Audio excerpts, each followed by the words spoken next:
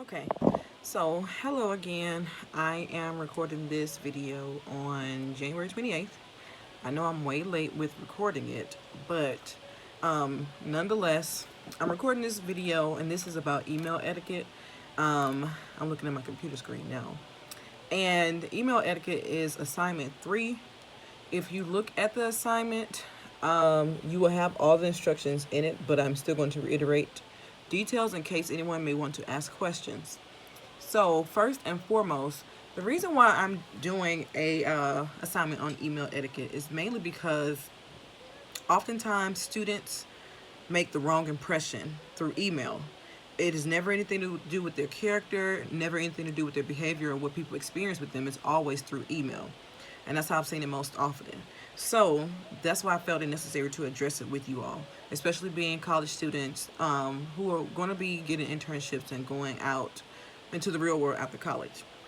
So something that a lot of students do or where they mess up is they are too casual in emails. So that's the first thing I want to address, casualty.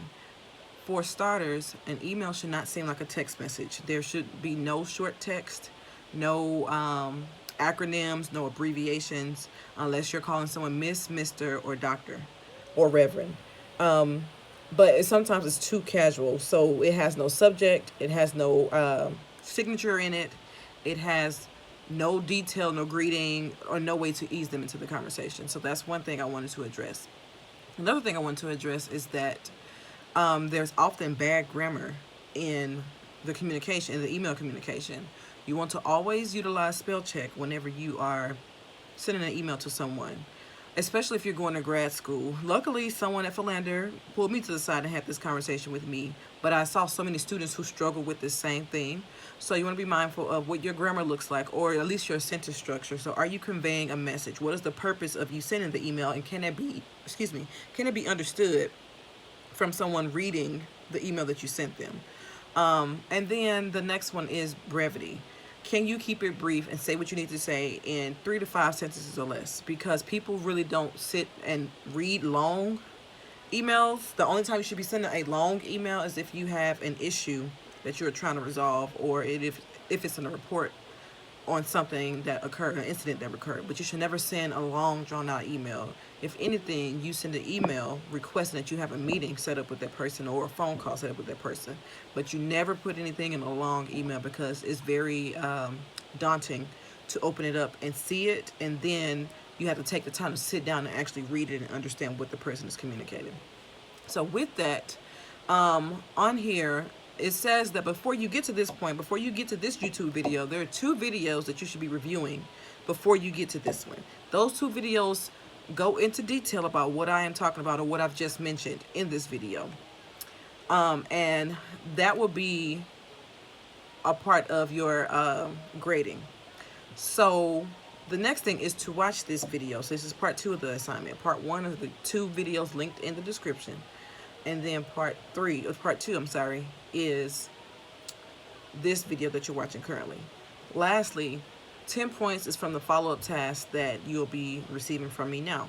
So the follow-up task from you all is for you to send me an email based on how the videos have shown you and how the Grammarly link has shown you. Send me an email with any subject. I'll limit the subject to school-related things only. And you can make it what you want to make it. So you can make it if you asking me a question, or you tell me about some news, or you sharing details about an assignment or asking questions about an assignment, but make it related to school. So to repeat and make it concise, the task that you have to complete for me, which is worth 10 points of this grade, is for you to send me an email about a school-related subject, asking me a question or setting up a meeting or sharing information with me. That is how you'll get the 10 points from this assignment. So if you have any more questions, please make sure you read, because I emphasize that a lot, and I can tell when you're reading and when you're not. And please make sure that you watch this video. I can tell whether or not you watch this video. So if you end up getting a 5 on the assignment or anything below a 15, I think that's the total that I made it for. Yeah, if you get anything below 15 points, it's because you did not read the directions and you did not follow the directions. So I want us to be mindful of that before we I don't know, go on a witch hunt for the grade that we think we deserve. So please share with your classmates, and utilize the group chat, because I've made it so that you all can communicate with each other and you can communicate with me. That's all I have. I will be uploading your other assignments over this weekend, because you do have a LinkedIn profile to create that's due next Friday. Also, by the way, this email etiquette assignment, I changed the due date from last Friday or this Friday to next Friday. No, I'm speaking the wrong dates. Actually, Friday the 1st is this week.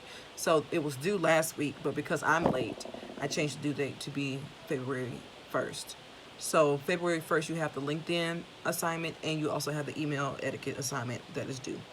All your assignments, 5 through 8, will open up on Sunday. Thank you.